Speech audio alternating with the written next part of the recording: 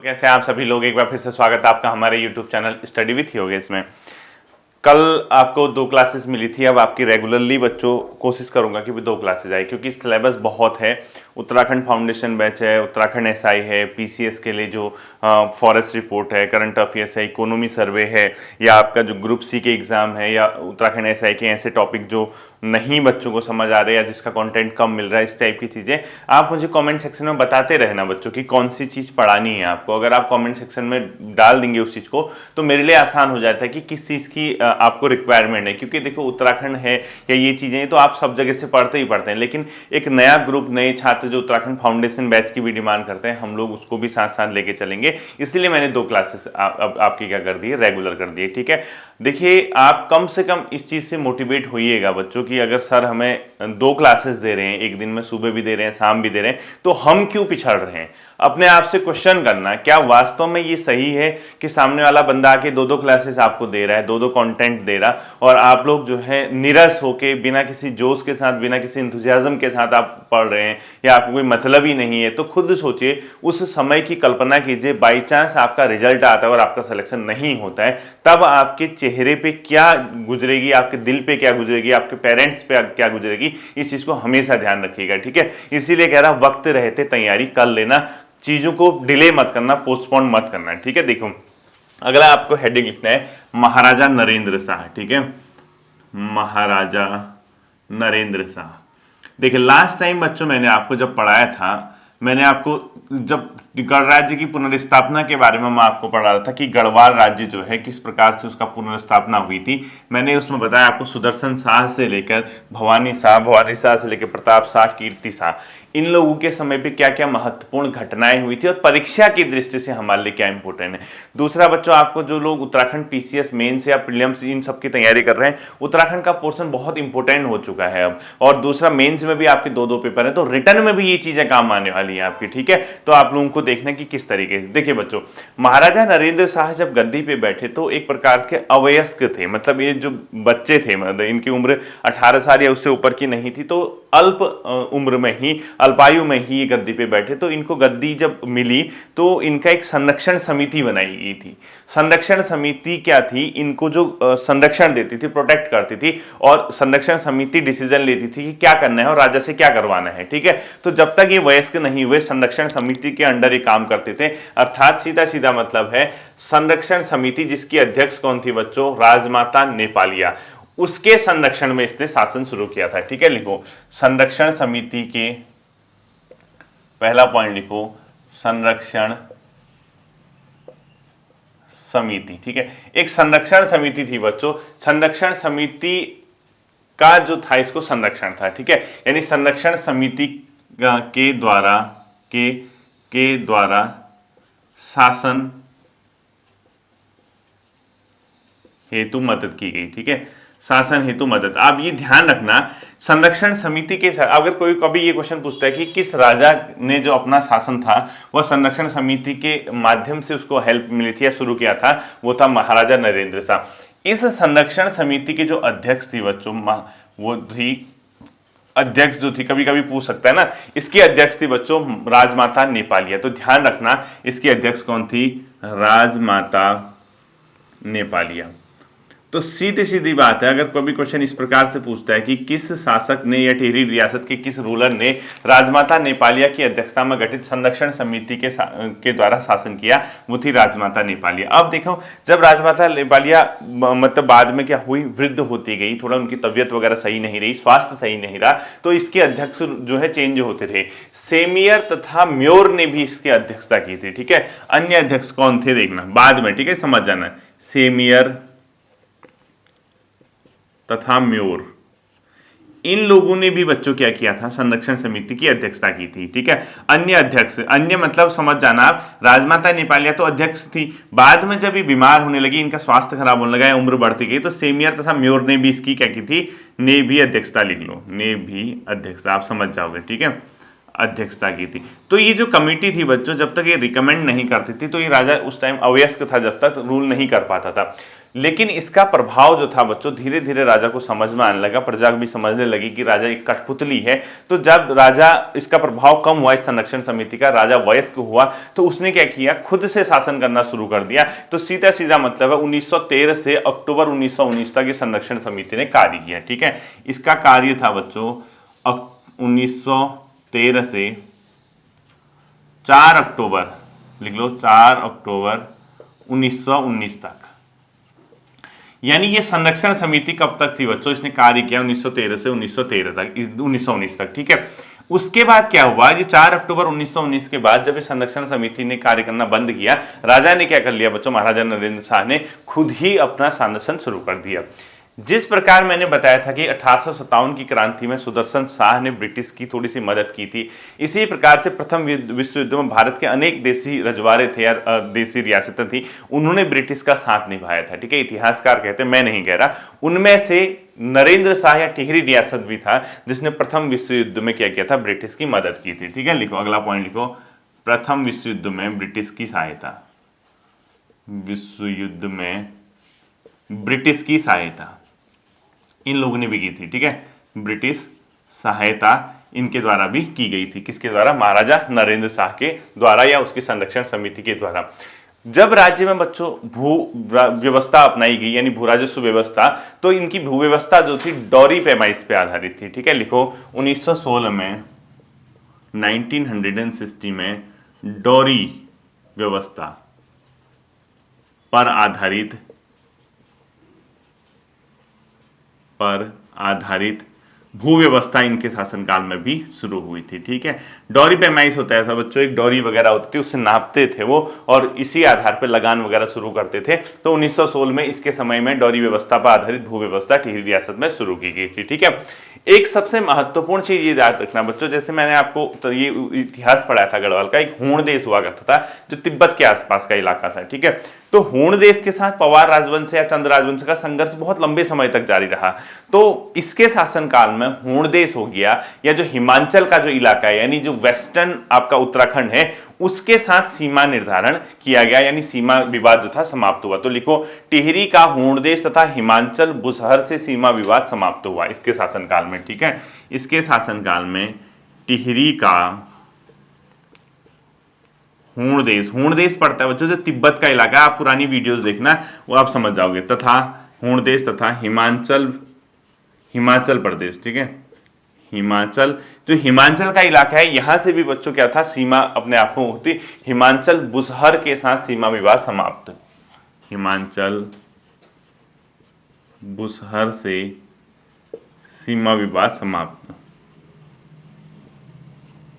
सीमा विवाद समाप्त हो गया था। ठीक है, तो ये जो टिहरी का हूण देश तथा हिमाचल बुसहर से सीमा विवाद समाप्त हुआ था बच्चों, ये किसके समय में हुआ था, नरेंद्र शाह के समय में हुआ था। इस पॉइंट को भी आप लोग क्या करिएगा, ध्यान में रखिएगा। ठीक है, अब देखो इसने न्याय व्यवस्था में भी सुधार किया बच्चों। होता क्या था, जब जो वहां के न्यायालय थे तो न्यायालय में क्या था, परंपरागत जो कई बार क्या होता था, हम रेफरेंस लेते थे, जैसे कोई हमारी परंपराओं पे आधारित अगर कोई चीज केस आ गया, हम लोग कहते हैं ना कि यार हमारी परंपरा में ये चीज है, इसके आधार पर ये होना चाहिए। तो क्योंकि परंपराओं को लिपिबद्ध नहीं किया गया था, उनको एक जगह समेटा नहीं गया था, तो हरिकृष्ण रतूड़ी ने एक नरेंद्र हिंदू लॉ का प्रकाशन किया था जो कि राज्य के व्यय पे किया था। नरेंद्र हिंदू लॉ वो क्या था, जो टिहरी रियासत या जो हमारा जो समाज है उसमें जो परंपराएं थी उसका एक संकलन था। जब न्यायालय में कोई केस आता था, अगर कोई रेफरेंस लेना होता था कि यार हमारी व्यवस्था में क्या है, हमारे सिस्टम में क्या है, हमारी रीति रिवाज में क्या है, उसके आधार पर भी डिसीजन दिया जा सकता था। तो इस पॉइंट को लिख लीजिए। अगला, हरिकृष्ण रतूड़ी रचित नरेंद्र हिंदू लॉ का प्रकाशन इसके समय में हुआ था। ठीक है, नरेंद्र हिंदू लॉ एक प्रकार की किताब थी बच्चों। ठीक है, नरेंद्र हिंदू लॉ। ठीक है, ये किसका का प्रकाशन, लिखो का प्रकाशन कब हुआ था, 1900, ये ईयर नहीं पूछेगा। ठीक है, ईयर नहीं पूछता है। 1988 में हरिकृष्ण रतूड़ी द्वारा लिखी गई है, हरिकृष्ण रतूड़ी द्वारा रचित, हरिकृष्ण रतूड़ी द्वारा रचित। ये ईयर नहीं पूछेगा, आप ये देखना नरेंद्र हिंदू लॉ का प्रकाशन, ये सरकारी व्यय पे किया गया था बच्चों। एक चीज ध्यान रखना, ये क्यों किया गया था आप समझ गए, मैंने आपको बता दिया। रीति रिवाज न्यायालय में इसका रेफरेंस लिया जाता था कि क्या हमें डिसीजन देना चाहिए। ठीक है, इसमें एक और इसने सुधार किया बच्चों। राज्य में क्या था, जो किसान थे या कोई भी व्यक्ति था जो ऋण लेता था, वो कभी पहले क्या होता था, साहूकार वगैरह या जो धनी लोग होते हैं, जो सेठ लोग होते हैं, उनसे लेते थे, तो वो क्या होते थे, जाल में फंस जाते थे कर्ज के।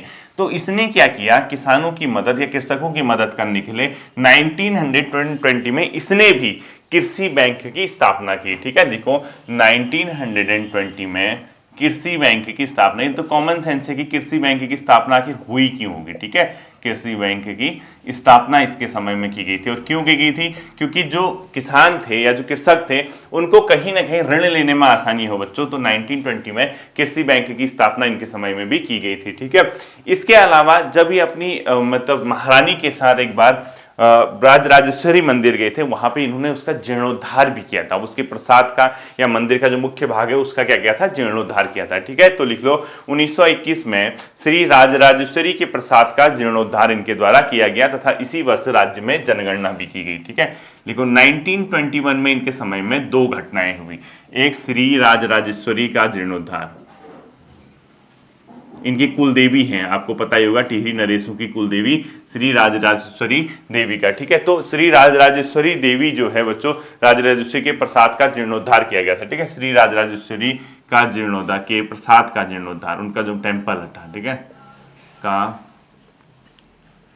जीर्णोद्धार इनके द्वारा किया गया। साथ ही साथ इसी वर्ष 1921 में इनने राज्य में जनगणना की थी। ठीक है, जनगणना भी इसी वर्ष से, जैसे भारत की पहली जनगणना बोलते हो ना, इसी तरीके से 90, वो तो पहले भी थी लेकिन इसने 1921 में जनगणना करवाई थी टिहरी रियासत में। ठीक है, किसने, नरेंद्र शाह ने।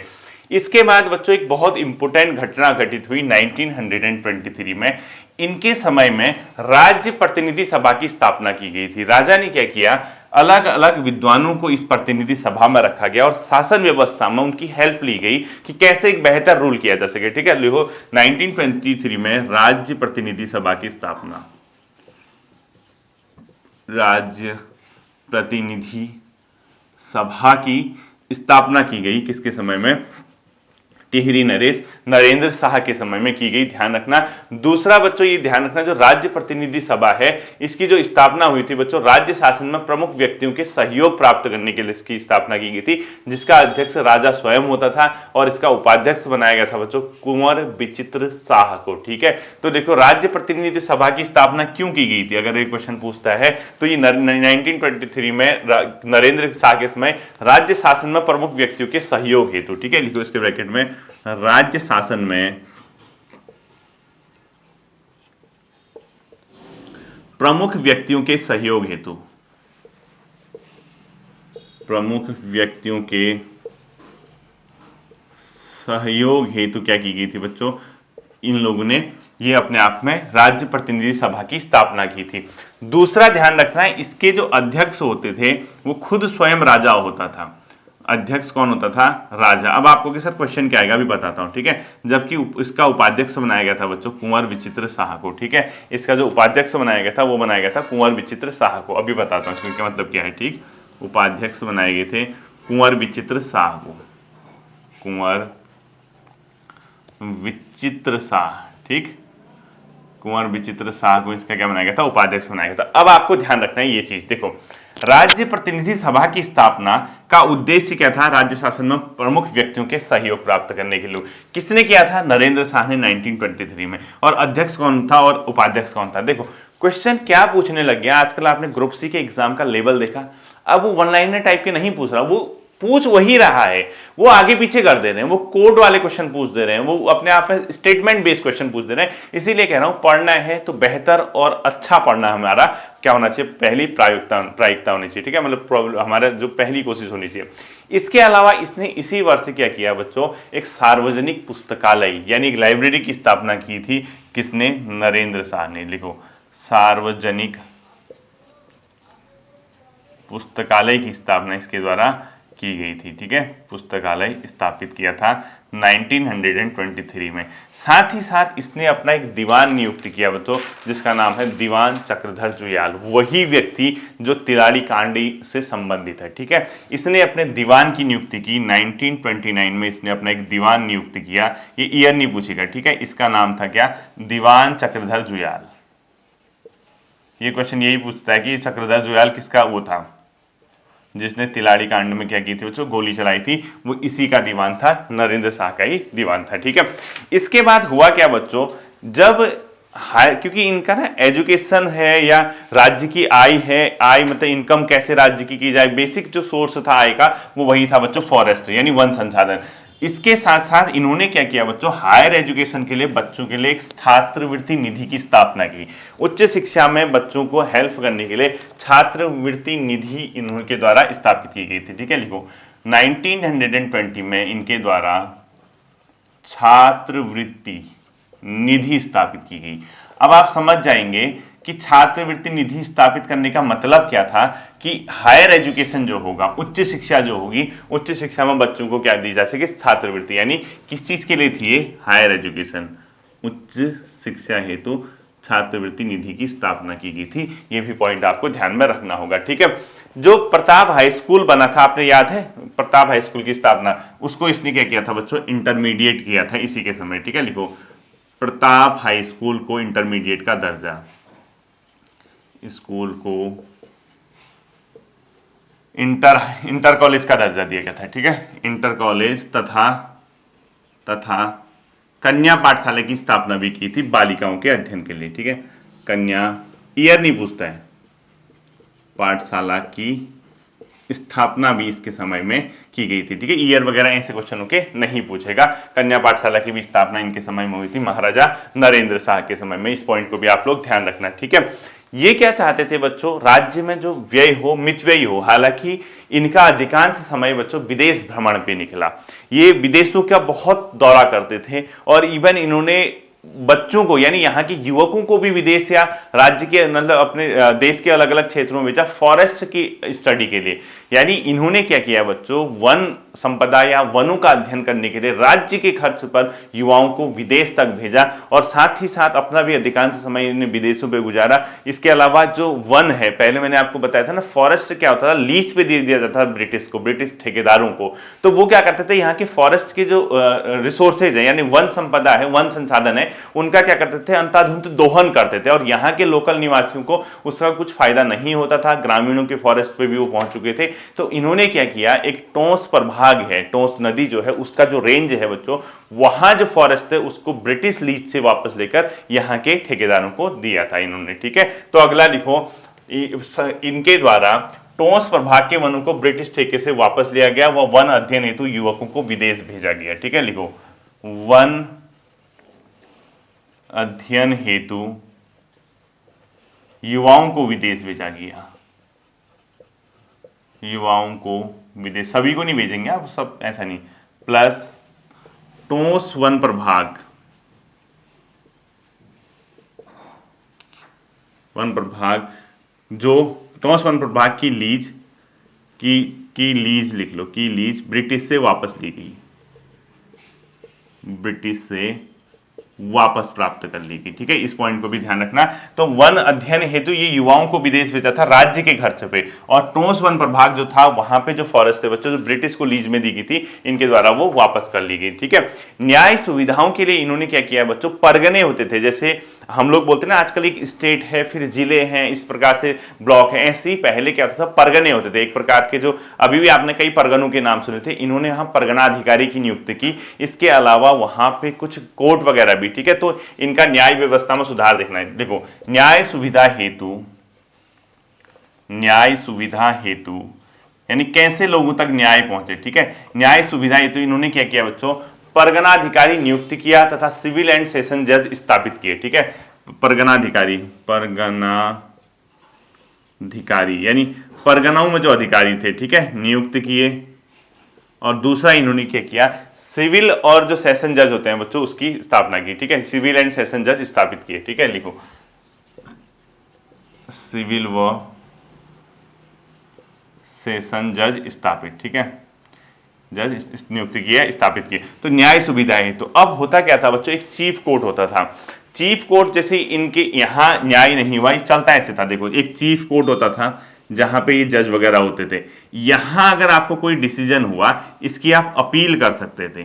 अगर आपको अपीली अधिकार था, वो जाता था हुजूर कोर्ट में, हुजूर कोर्ट। ये जो हुजूर कोर्ट था बच्चों, यहाँ राजा स्वविवेक से निर्णय देता था, राजा स्वविवेक से निर्णय देता था, ये ध्यान रखना, ठीक है। हुजूर कोर्ट में राजा का ही निर्णय सर्वमान्य होता था, जो कि अपना स्वविवेक से निर्णय करता था, ये ध्यान रखना, ये राजा ही के द्वारा ही किया जाता था, ये वाली चीज इसको ध्यान रखना, ठीक। इसके समय में बच्चों अत्यधिक इनके द्वारा विदेश यात्राएं की गई, जो कि विदेश यात्राओं से क्या था, इसने अपने जो उत्तराधिकारी या जो नौकरशाह रखे थे राज्य में, तो इसने कहा था कि यहाँ की प्रजा को परेशानी ना हो, शासन व्यवस्था ऐसे चले, लेकिन प्रजा जो थी काफी परेशान थी, नौकरशाही बहुत बेकार थी इनके समय में। तो ध्यान रखना, अत्यधिक विदेश यात्राएं की, राज्य में प्रजा के दुख देखने वालों की इसके समय में कमी हो गई थी, ठीक है। लिखो, अत्यधिक विदेश यात्राएं इनके द्वारा की गई थी, अत्यधिक विदेश यात्राएं। इससे क्या हुआ, इसका परिणाम क्या हुआ, प्रजा का दुख देखने वाला कोई नहीं, बस ये इसलिए बता रहा हूं, ये नहीं पूछेगा विदेश यात्रा किसने की, प्रजा का दुख, अभी इसका लिंक है, देखने वाला कोई नहीं रहा फिर, ठीक है। अब देखो, इसके समय में यही कारण था, एक दो महत्वपूर्ण राजनीतिक घटनाएं हुई बच्चों इसके समय में, ठीक है। तो लिखो, इसके समय की दो महत्वपूर्ण राजनीतिक घटनाएं घटित हुई। उन राजनीतिक घटनाओं में पहला था रवाई कांड, राजनीतिक घटनाएं, दो महत्वपूर्ण राजनीतिक घटनाएं घटित हुई।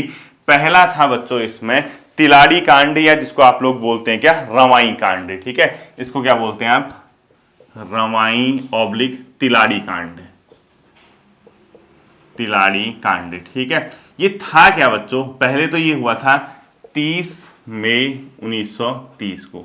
ये था क्या, 1927-28 के आसपास जो फॉरेस्ट की वन व्यवस्था थी बच्चों, उसमें जो सीमा का निर्धारण किया गया था, उसमें जो ग्रामीणों के लिए जो सीमा थी, उसमें बहुत कठोर नियम लाए गए थे, ठीक है, कि फॉरेस्ट पे ग्रामीणों का क्या राइट होगा, क्या क्या नहीं होगा, बहुत हार्ड था वो, ग्रामीणों का अधिकार छीन लिए गए थे। इसकी वजह से ग्रामीणों ने क्या कर दिया बच्चों, सीमा निर्धारण का उल्लंघन कर दिया, जिसकी वजह से उस इलाके में विद्रोह हो गया, तिलाड़ी के इलाके में, और दीवान चक्रधर जुयाल द्वारा गोलियां चला दी गई, जिसमें कई लोगों की मृत्यु हो गई और शहीद हो गए। इसी को इतिहास में तिलाड़ी या रवाई कांड कहा जाता है, जिसको कि उत्तराखंड का जलियांवाला बाग हत्याकांड भी बोला जाता है, ठीक है। इसमें ये था क्या, ये लिखो, 1927-28 की वन व्यवस्था में सीमा निर्धारण के खिलाफ ये क्यों हुआ था, 1927-28 की में वन व्यवस्था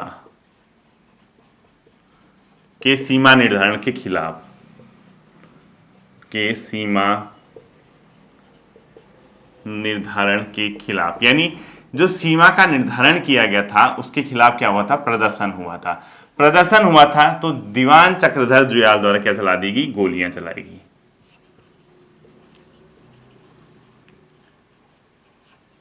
जुयाल द्वारा गोलियां चला दी गई। जो गोलियां चलाई गई बच्चों, कई लोग शहीद, कई लोग घायल हुए इसमें, और इसी को क्या कहते हैं, इसी घटना को टिहरी का जलियांवाला बाग कहते हैं, टिहरी का जलियांवाला बाग कहते हैं इसको, ठीक है, टिहरी का। ये जो तिलाड़ी या रवाई कांड था बच्चों, ये तिलाड़ी मैदान पे हुआ था, जो कि यमुना नदी के तट पे है, तिलाड़ी मैदान पे हुआ था, और ये तिलाड़ी मैदान है बच्चों यमुना नदी तट पर, नदी तट पर, ठीक है, यमुना नदी तट पर था। अब आप कहोगे सर उस टाइम राजा कहाँ था, राजा बच्चों क्या कर रहे थे, अपने आप में यूरोप की यात्रा पे थे। इस घटना के समय नरेंद्र शाह जो थे यूरोप की यात्रा पे थे, इसीलिए तो हुआ यूरोप यात्रा, क्योंकि आप देखेंगे इनने जब इतने रिफॉर्म किए नरेंद्र शाह ने, तो इनके खिलाफ नहीं थी प्रजा, प्रजा थी नौकरशाही के खिलाफ। प्रजा चाहती थी उत्तरदायी शासन, रिस्पॉन्सिबल हो पर्सन, तो नौकरशाही या जो नीचे के अधिकारी होते थे उनको बेलगाम थे बच्चों। इसी वजह से टिहरी में विद्रोह हुआ, टिहरी में एक प्रकार से टिहरी रियासत जो थी उसके अगेंस्ट लोगों ने आवाज उठाई। वो उसका मेन कारण क्या था, वहां की जो प्रजा थी वहां के नौकरशाही से क्या थी, परेशान थी, ठीक है। दूसरा जो घटना घटित हुई बच्चों, उसको जलियांवाला बाग हत्याकांड कहते हैं। और ये ध्यान रखना, इस रवाई कांड को एक गढ़वाली समाचार जो था वो देहरादून से प्रकाशित होता है, उसने रवाई कांड के लिए वहां के शासन को उत्तरदायी माना है, ठीक है। तो लिख लो, गढ़वाली समाचार द्वारा राज्य कर्मचारियों को ही इसके लिए उत्तरदायी माना गया है, इस कांड के लिए, ठीक है। लिखो, गढ़वाली समाचार द्वारा, गढ़वाली समाचार द्वारा, गढ़वाली समाचार द्वारा राज्य कर्मचारियों को इस घटना के लिए उत्तरदायी माना गया, राज्य कर्मचारियों को इस घटना हेतु उत्तरदायी, इस घटना हेतु उत्तरदायी माना गया, ठीक है, रिस्पॉन्सिबल माना गया। एक घटना तो ये हुई थी। दूसरी घटना जो हुई थी बच्चों राजनीतिक, वो थी प्रजामंडल की स्थापना, वो उसकी शाखाएं, ठीक है। प्रजामंडल जो बने थे बच्चों वो इसी के समय से, एक तो लिख लिया हमने रवाइयां तिलाड़ी कांड, ठीक है, इसी के नीचे दूसरा लिख लो, इस दूसरी घटना क्या थी इसके में, प्रजामंडल व उसकी शाखाओं की स्थापना। दूसरी घटना क्या लिखोगे, प्रजामंडल व उसकी शाखाएं, वो उसकी ब्रांचेस खुल रही थी, ठीक है, उसकी शाखाओं की स्थापना। अब ध्यान रखना जो प्रजामंडल है बच्चों, इसका कॉन्सेप्ट आया था भारतीय राष्ट्रीय कांग्रेस के गुजरात अधिवेशन से 1938 में, जहां पर यह कहा गया था जो कांग्रेस के गुजरात अधिवेशन में जो देशी रियासतें हैं वहां की प्रजा की हितों की रक्षा प्रजामंडल द्वारा किया जाएगा, ठीक है, प्रजा का एक मंडल बनेगा, यानी गुजरात अधिवेशन से आया था। गुजरात, ये इंडियन नेशनल कांग्रेस के गुजरात अधिवेशन से आया था, ठीक है, गुजरात अधिवेशन से ये कॉन्सेप्ट आया था। और इसका मतलब क्या था, इसमें क्या कहा गया था, लिखो, देशी रियासतों के प्रजा की रक्षा वहां स्थापित प्रजामंडल द्वारा की जाएगी। पूरा लिखना, देशी रियासतों की प्रजा की रक्षा वहां स्थापित प्रजामंडल द्वारा प्रजा की रक्षा की जाएगी, ठीक है, कहां पर, देशी रियासतों में, ठीक है, वहां से कॉन्सेप्ट आया था बच्चों। इसी क्रम में गढ़वाल में भी प्रजामंडल की स्थापना हुई थी। इसकी स्थापना जो थी बच्चों 23 जनवरी 1939 में हुई थी और ये हुई थी देहरादून में, ठीक है, लिखो 23 जनवरी 1939 में। कहां पर हुई थी, देहरादून में। बहुत आता है क्वेश्चन, ठीक है, ये दोनों तरीके से क्वेश्चन पूछता है, इसकी डेट भी पूछता है, डेट सहित याद रखना।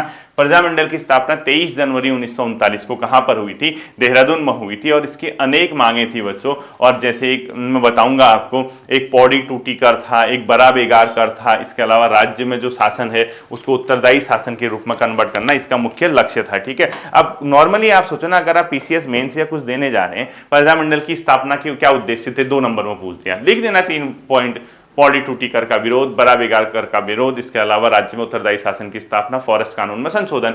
मेन तो यही होता है ना, तो कहीं ना कहीं प्रजामंडल की स्थापना का उद्देश्य यही था बच्चों। अब इसमें देखना किस प्रकार से श्रीदेव सुमन आए, किस प्रकार से इसने अपनी मांगे रखी, क्या क्या घटनाएं हुई, क्या क्या घटनाक्रम घटित हुआ, उसको हम लोग नेक्स्ट वीडियो में या नेक्स्ट क्लास में देखेंगे। तो आप एक वीडियो के बाद टिहरी रियासत हमारी एंड हो जाएगी, मात्र एक वीडियो बची है जिसके अंदर हम टिहरी रियासत को क्या कर देंगे बच्चों, समाप्त कर देंगे, ठीक है। जैसे ही टिहरी रियासत समाप्त होगा हम कहां चले जाएंगे, चंद शासन व्यवस्था में, यानी पवार पूरा एंड करके हम चंद, गोरखा एंड ब्रिटिश, तो उत्तराखंड का इतिहास हमारा खत्म हो जाएगा। फिर मिलते हैं अगले सेशन पर, अपना ध्यान रखिएगा, थैंक यू।